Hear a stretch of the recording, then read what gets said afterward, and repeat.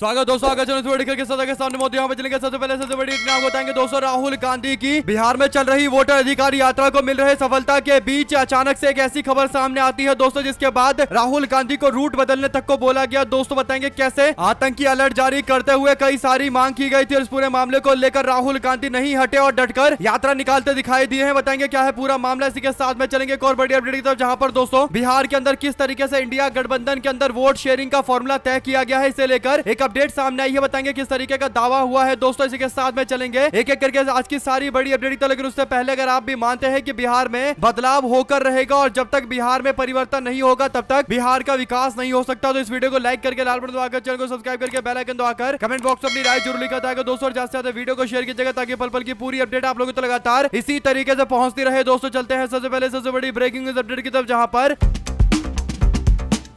बिहार विधानसभा चुनाव 2025 को लेकर 12वें दिन राहुल गांधी की यात्रा सीतामढ़ी के जिला कांग्रेस कार्यालय शुरू होती है दोस्तों, और होते होते रात को मोतिहारी जाना था। ऐसे में बीच में ही खबर सामने आती है कि बिहार प्रशासन की ओर से एक अलर्ट भेजा गया है, जिस अलर्ट में कहा जाता है कि नेपाल के रास्ते लगभग 3 आतंकवादी बिहार में घुस आए हैं और दावा किया जाता है कि ये उसी रूट पर है, उसी रास्ते पर है, उसी इलाके के अंदर है जिस इलाके में राहुल गांधी की यात्रा निकल रही है। दोस्तों इस तरीके की आशंका होने के बाद, आतंकी अलर्ट जारी करने के बाद राहुल गांधी से कार्यक्रम को लेकर प्रशासन ने बातचीत की दोस्तों। हालांकि राहुल गांधी ने कहा कि वो अपना कार्यक्रम पूरा करेंगे दोस्तों। इसके बाद राहुल गांधी के यात्रा में बस छोटा सा बदलाव किया गया और राहुल गांधी के यात्रा के दौरान एक छोटा सा मंच तैयार किया गया, तो उस मंच पर राहुल गांधी नहीं गए और सीधा जानकी मंदिर गए दोस्तों। मंदिर में दर्शन करने के बाद राहुल गांधी फिर से रोड शो करने के लिए बंद गाड़ी में मोतिहारी पहुंच गए दोस्तों। इस तरीके से राहुल गांधी का कार्यक्रम लगातार जारी है, लेकिन सवाल यह खड़ा होता है कि जब राहुल गांधी की यात्रा उन क्षेत्रों से गुजर रही है जहां पर पार्टी को सबसे ज्यादा समर्थन मिलता है, तब इस तरीके की खबर क्यों अचानक सामने आती है दोस्तों। अगर आप भी मानते हैं कि अगर कोई नेपाल से भारत के अंदर घुस जा रहा है और बॉर्डर क्रॉस कर ले रहा है और बीजेपी की सरकार जो केंद्र में है दोस्तों, जिसके पास जिम्मेदारी है कि भारत के बॉर्डर की सुरक्षा की जाए, वो ऐसा नहीं कर पा रहे, तो ये तो भाजपा सरकार की सबसे बड़ी विफलता है। अगर आप भी मानते हैं कि राहुल गांधी की यात्रा रुके ना रुके, लेकिन एक बात तय है कि बीजेपी की सरकार एक बार फिर से भारत के अंदर जो दावे करते हैं दोस्तों की इंटरनल सिक्योरिटी अच्छी हुई है नरेंद्र मोदी सरकार में, उसका यह जीता जागता उदाहरण है, जहां पर राहुल गांधी अपनी यात्रा पूरी नहीं कर पा रहे हैं दोस्तों। और 2 शब्द भाजपाइयों के लिए लिखकर जरूर बताएगा दोस्तों, जो बड़े बड़े दावे करते हैं लेकिन हकीकत सबके सामने है। भाजपा के नेता दावा करते हैं कि देश के अंदर अब बम नहीं फूटते हैं, लेकिन हकीकत सबके सामने है दोस्तों। 2 शब्द जरूर लिखकर बताएगा। इस तरीके से अगर कोई नेपाल से भारत के अंदर आतंकवादी घुस जा रहा है, वो भी ट्रेंड आतंकवादी जैसा दावा किया जा रहा है, तो इससे कहीं ना कहीं बीजेपी सरकार सवालों के घेरे में है। 2 शब्द जरूर लिखकर बताएगा दोस्तों और अपनी राय जरूर लिखेगा। चलते हैं एक और बड़ी अपडेट की तरफ, जहां पर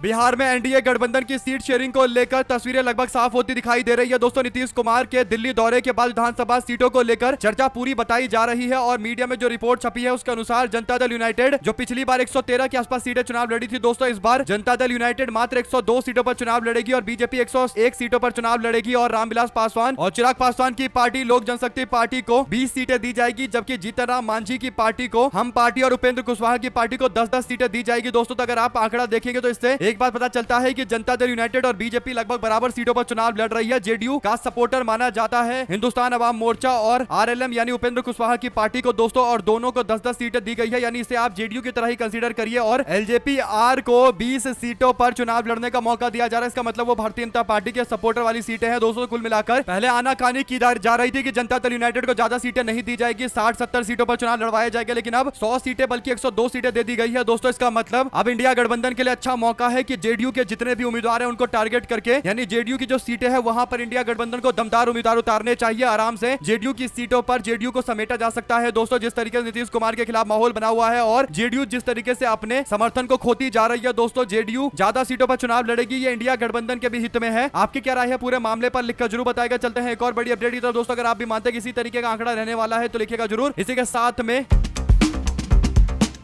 बिहार में राहुल गांधी की वोटर अधिकार यात्रा के दौरान कई सारे मंच लगे हुए हैं दोस्तों। ऐसे में एक मंच पर वीडियो सामने आया है दोस्तों, जिसमें गाली गलौज की जा रही है, यानी प्रधानमंत्री मोदी, नरेंद्र मोदी और बीजेपी के नेताओं को लेकर अभद्र भाषा का इस्तेमाल किया जा रहा है दोस्तों। वीडियो वायरल होने के बाद भाजपाई राहुल गांधी से माफी की अपील करते हुए कह रहे हैं कि कांग्रेस पार्टी के लोग नरेंद्र मोदी की माता को गाली दे रहे हैं। कुल मिलाकर दोस्तों ऐसा अपशब्द सुना जा सकता है वीडियो में, जैसा सोशल मीडिया पर वायरल भी हो रहा है। तो कहीं ना कहीं एक बात तो कंफर्म है कि इस मामले को लेकर अब बीजेपी के लोग कहेंगे कि नरेंद्र मोदी को क्यों गाली दे रहे हैं ये लोग, जबकि कांग्रेस ने कहा है कि वो कोई दूसरा व्यक्ति था जो मंच पर चढ़ गया था अपनी बात रखने के लिए और उल्टी सीधी बातें बोलने लगा, यानी गाली गलौज करने लगा नरेंद्र मोदी को लेकर। दो शब्द जरूर लिखकर बताएगा इस पूरे मामले पर। दोस्तों ज्यादा से ज्यादा वीडियो को शेयर कीजिएगा। चलते हैं एक और बड़ी अपडेट की तरफ, जहां पर अमेरिका का राष्ट्रपति डोनाल्ड ट्रंप बार बार भारत के खिलाफ धमकियां दे रहा है दोस्तों, और भारत पर 50% का पहले ही टैरिफ लगा चुका है। ऐसे में बीजेपी की केंद्र सरकार ने एक आदेश जारी किया है दोस्तों। इस आदेश में अमेरिका की जो कॉटन इंपोर्ट है, यानी जो कपास के किसान है अमेरिका के और जो सामान भारत भेजते हैं, उनके ऊपर अब 0% का टैक्स लगेगा, यानी जो पहले टैक्स लगता था दोस्तों उसे भी घटा दिया गया है। यानी एक और भारत के किसानों के ऊपर अमेरिका लगातार टैक्स बढ़ाता जा रहा है और नरेंद्र मोदी 0% टैक्स करके अमेरिका के किसानों को छूट दे रहे हैं। इनके लिए भी दो शब्द जरूर लिखकर बताएगा दोस्तों, और ज्यादा से ज्यादा वीडियो को शेयर कीजिएगा। चलते हैं एक और बड़ी अपडेट की तरफ, जहां पर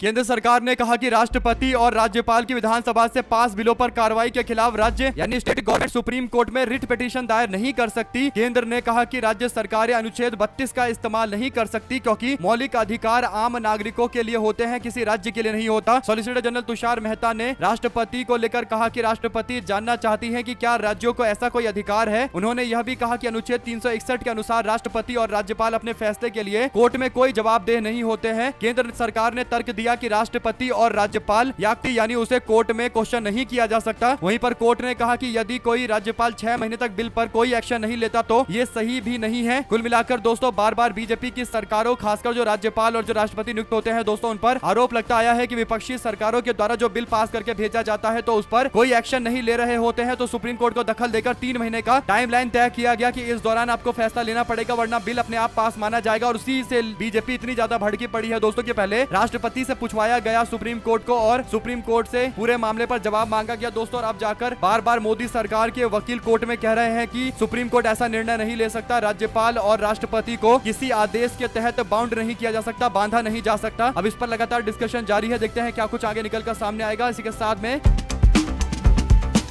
बंगाल के अंदर तृणमूल कांग्रेस ने उनके राष्ट्रीय महासचिव अभिषेक बनर्जी ने भारतीय जनता पार्टी पर तीखा हमला बोला है दोस्तों। तृणमूल के सांसद ने आरोप लगाया कि बीजेपी लोगों को सरकार चुनने के बजाय मतदाताओं को चुनने के लिए मतदाता सूची के विशेष गहन पुनर्निरीक्षण का इस्तेमाल कर रही है, SIR का इस्तेमाल कर रही है। उन्होंने चेतावनी देते हुए कहा कि वैध मतदाताओं को हटाने के किसी भी प्रयास को नई दिल्ली तक हम लोग विरोध करेंगे। बनर्जी ने कहा कि बीजेपी 2026 के विधानसभा चुनाव से पहले बंगालियों के मताधिकार को छीनने की कोशिश कर रही है। उन्होंने दावा किया कि राज्य की जनता इसका करारा जवाब देगी। पार्टी के छात्र शाखा की एक रैली को संबोधित करते हुए अभिषेक बनर्जी ने साफ शब्दों में बोला कि उनकी पार्टी SIR को बंगाल में लागू नहीं करने देगी और सबको पता है कि भारतीय जनता पार्टी यही प्रयास कर रही है कि बंगाल में भी लागू किया जाए। इसके खिलाफ लड़ाई लगातार जारी रहेगी और दिल्ली तक जाकर लड़ाई लड़ी जाएगी। साथ साथ दोस्तों वोटर अधिकार यात्रा के समापन पर 1 सितंबर 2025 को एक विशाल मार्च का आयोजन कराया जाएगा। इस मार्च को सुबह 11 बजे गांधी मैदान में गांधी प्रतिमा से शुरू किया जाएगा और होते हुए अंबेडकर जी की प्रतिमा पर जाकर समाप्त होगा दोस्तों। यानी पहले गांधी मैदान में एक बहुत बड़े रैली के आयोजन को लेकर चर्चा चल रही थी, लेकिन फिर फैसला लिया गया कि जब इंडिया गठबंधन में सीट बंटवारा सब कुछ हो जाएगा तो उसके बाद जब कैंपेन लॉन्च करेंगे तब एक बड़ी रैली का आयोजन करके कैंपेन को शुरुआत किया जाएगा, लेकिन अभी इसे टाला जा रहा है। आप क्या कहना चाहते हैं दोस्तों इस पूरे मामले पर? अपनी राय जरूर लिखकर बताइएगा और ज्यादा से ज्यादा वीडियो को शेयर कीजिएगा दोस्तों। हमारे साथ लगातार जुड़े रहेंगे सभी दोस्तों, भाइयों बहनों मित्रों का बहुत बहुत धन्यवाद। देख रहे थे आपको चैनल जय हिंद जय भारत। वीडियो को शेयर कीजिए दोस्तों, बहुत धन्यवाद।